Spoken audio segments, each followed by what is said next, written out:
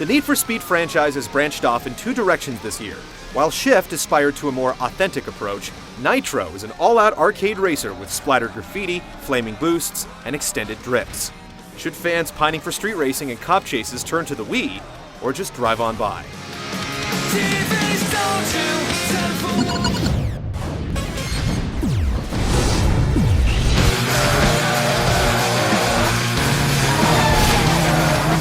Nitro's career mode spans 3 tiers of competition as you work your way from driving lowly machines like the Volkswagen bus to mastering high-performance supercars. Starting in Rio de Janeiro, you'll prove yourself in a variety of events in order to move on to new cities and ultimately the Grand Prix, starting the process over again in the next tier of faster cars. In each event, you earn stars for podium placement, lap times, and stylish maneuvers, and racking up enough stars unlocks access to more vehicles, events, and locations. Nitro's choice of locales is a bit unorthodox. In lieu of traditional street racing locales like LA, Tokyo, and London, you'll rip through the streets of places like Cairo and Dubai. Each area features 2 circuit tracks and 1 drag course, making for 15 courses in all. Events include standard circuit and elimination races, as well as speed traps that require you to go as fast as you can through police checkpoints, and drag races, which focus on timing shifts and avoiding traffic.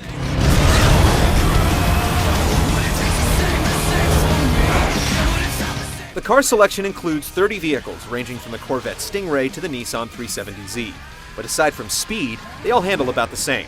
You can customize cars by adding new parts, paint jobs, and decals, and select the graffiti that appears all over town whenever you're in the lead. However, there's no real benefit to tagging, and none of the race modes really take advantage of the graffiti mechanic. There's no online play, but Nitro does allow for local 4-player competition, and you can even have friends play with you during career events. In elimination rounds, players who fall out first can stay active by taking over as the police, and you can set up red versus blue team races in arcade mode.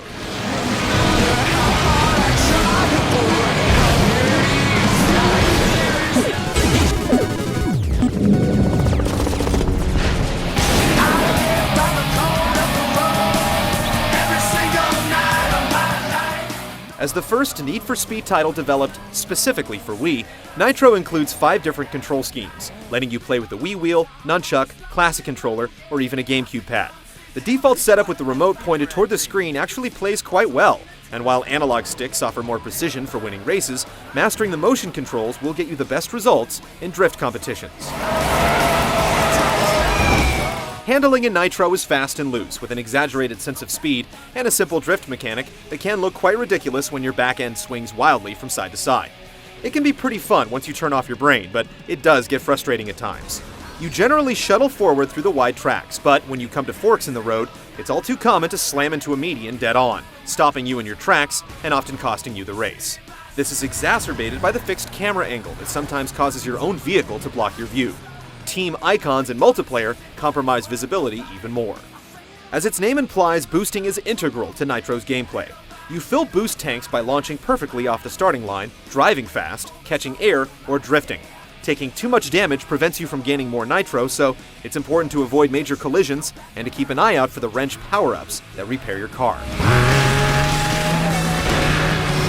Police chases return as well. The cops don't have the spike strips and helicopters of past titles, but they will run you off the road quite aggressively.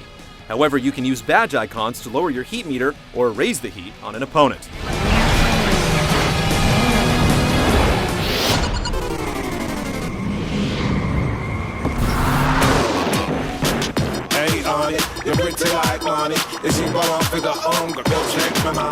Nitro has a cartoony look with caricatured opponents and chubby car models. The damage modeling is unimpressive, with simple texture swaps for broken glass and paint scrapes.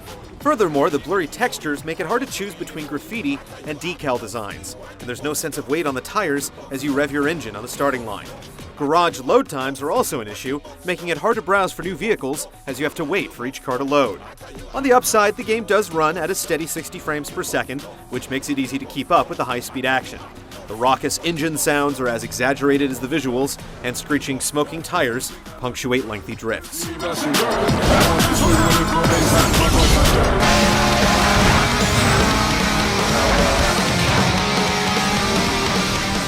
Need for Speed Nitro's cartoony nature and zoned-off tracks takes some of the edge out of street racing, but the fiery boosts and hectic police encounters make for a fast, simple arcade racer.